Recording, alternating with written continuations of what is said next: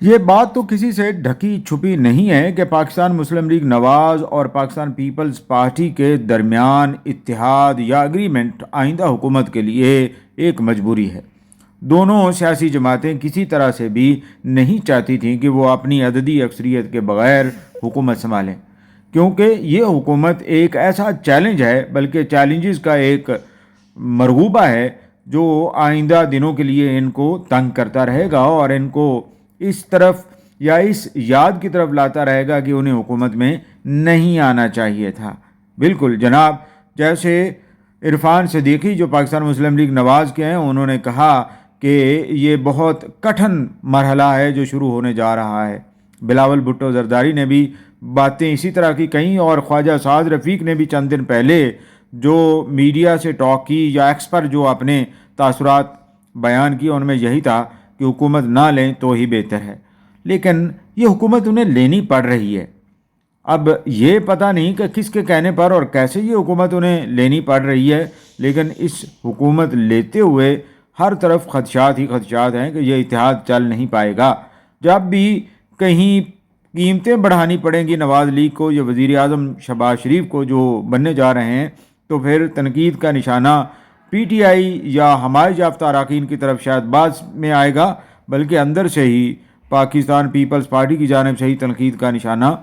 بنتے رہیں گے۔ اسی طرح پرائیویٹائزیشن کے حوالے سے جو ایشوز ہیں ان پہ بھی یہ تنقید کا نشانہ بن سکتے ہیں۔ پاکستان پیپلز پارٹی کا موقف ہی اور ہے، جبکہ پاکستان مسلم لیگ نواز کا موقف اور ہے۔ دونوں سیاسی جماعتیں دو خاندانوں پر مشتمل ہیں، یہ ایک قدر مشترک ہے، ورنہ اس کے علاوہ بہت ساری چیزیں ایسی ہیں جو مشترک نہیں ہیں۔ ایک ویلن ہوتی ہے تو دوسری ہیرو ہوتی ہے، اور یوں ہی یہ سلسلہ چلتا رہا ہے یہاں تک کہ عمران خان اس سین میں داخل ہو گئے ایک نئے کردار کے طور پر، اور پھر وہ چھا گئے۔ اب حالات کچھ اس طرح کے ہیں کہ میاں شہباز شریف کو بڑے سخت فیصلے کرنے پڑیں گے آئندہ حکومت میں، اور ان فیصلوں میں انہیں غیر مقبولیت کا بھی سامنا ہوگا، اور انہیں تنقید بھی اپنے اندر سے یعنی اپنی صفوں میں سے اپنے اتحادیوں میں سے بھی برداشت کرنی پڑے گی۔ میاں نواز شریف یہ جانتے ہوئے شاید پیچھے ہٹ گئے۔ شہباز شریف صلح جو ہیں، اور چانس ہے کہ وہ اس معاملے میں بھی آگے بڑھتے چلے جائیں گے، لیکن وہ مشکلات جو درپیش ہیں اس میں تو سب کو ذمہ داری لینی چاہیے، اور ایسی ذمہ داری سے کترانے والی سیاسی جماعتیں کیسے عوام کے سامنا کر سکتی ہیں؟ محض صوبائی حکومت کی بنیاد پر آپ یہ کہیں کہ سارا مرکز کا کیا دھرا ہے، اور مرکز میں آپ خود بھی حکومت میں رہے ہوں، تو یہ کیسے ممکن ہے کہ یہ ذمہ داری؟ پاکستان تحریک انصاف بھی اس وقت ذمہ داری لینے سے تقریباً کترا رہی ہے، اور حکومت بنانے کی انہوں نے کوشش ہی نہیں کی ہے۔ اب معاملہ یہ تھا کہ حکومت بنانے کے لیے یا تو نواز لیگ سے یا پاکستان پیپلز پارٹی سے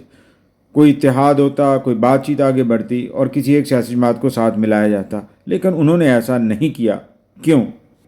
اب ہونا یہ چاہیے کہ ملکی معیشت کے حالات کو دیکھتے ہوئے یہ ساری سیاسی جماعتیں ایک پلیٹ فارم پر جمع ہوں اور ایک دوسرے کی مدد کریں،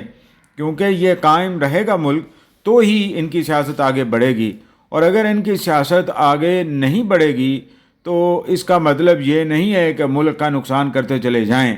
اور ملک کا نقصان اس وقت کسی کو بھی قبول نہیں ہوگا، چاہے عوام ہیں یا چاہے کوئی اور ہے۔ تو اس کے لیے ضروری ہے کہ ساری سیاسی جماعتیں، چاہے وہ بڑی ہیں چھوٹی ہیں، جس لیول پہ بھی ہیں، کہ ملکی مفاد کو سامنے رکھتے ہوئے بات کریں اور آگے بڑھیں۔ اور اس کا بہترین طریقہ یہی ہے کہ اکنامک پیکٹ ہونا چاہیے، اور اکنامک کا یا معاشی میثاق ہونا چاہیے، اور اس پر سب کو متفق ہونا چاہیے۔